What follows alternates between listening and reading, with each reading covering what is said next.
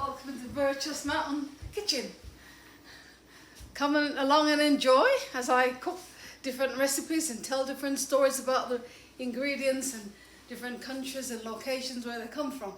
Thank you. Hello, there we go. Here we have the plums, which I've washed and they're in a bowl.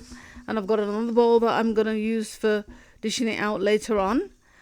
And there we have the clean plums. They're brilliant. And then the plums are nicely cut. Just halved, took the seed out, and they're just so healthy. I got these from the lady down at the local post office. And now I've added the brown sugar, cinnamon, some vanilla. That's all. And it's looking good. It's boiling really nicely, simmering now. It makes beautiful. You can see that's right. Beautiful, beautiful. Soft.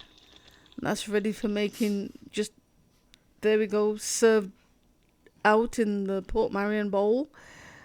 And I should be using that for pies, or just using that on its own with some yogurt, or if you want to use that with some ice cream. So thank you so much for that.